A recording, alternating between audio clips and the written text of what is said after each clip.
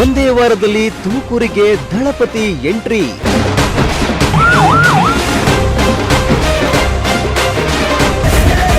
ನಾಳೆ ತುರುವೇಕೆರೆಗೆ H D. Kumaraswamy visit.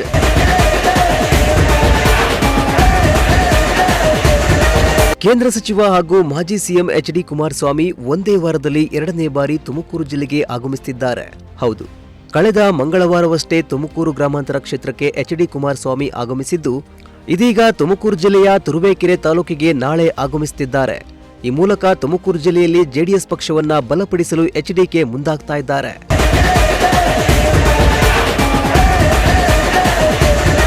ಮೊನ್ನೆ ಮಂಗಳವಾರ ತುಮಕೂರು ಗ್ರಾಮಾಂತರ ಕ್ಷೇತ್ರದ ಗೂಳೂರು ಹೋಬಳಿಯ ಹೊನ್ಸಿಗೆರೆ ಗ್ರಾಮ ಪಂಚಾಯಿತಿ ವ್ಯಾಪ್ತಿಯ ಮುಳುಕುಂಟೆ ಗ್ರಾಮದಲ್ಲಿ ಶ್ರೀ ವಿಜಯ ಚೌಡೇಶ್ವರಿ ದೇವಿಯ ಜಾತ್ರಾ ಮಹೋತ್ಸವದಲ್ಲಿ ಎಚ್ಡಿಕೆ ಭಾಗಿಯಾಗಿ ವಿಶೇಷ ಪೂಜೆ ಸಲ್ಲಿಸಿದ್ರು.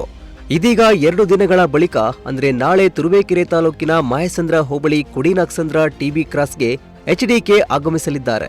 ಟಿಬಿ ಕ್ರಾಸ್ನಲ್ಲಿ ನೂತನವಾಗಿ ನವೀಕರಣಗೊಂಡಿರುವ ಮಾರುತಿ ದೇವಾಲಯ ಹಾಗೂ 31 ಅಡಿ ಎತ್ತರದ ಶ್ರೀ ಆಂಜನೇಯ ಸ್ವಾಮಿ ವಿಗ್ರಹವನ್ನ ಎಚ್ಡಿಕೆ ಲೋಕಾರ್ಪಣೆ ಮಾಡಲಿದ್ದಾರೆ.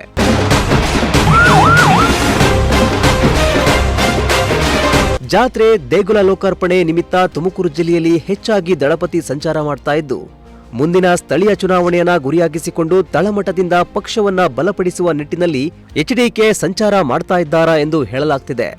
News desk, Prajashakti TV, Tumakuru.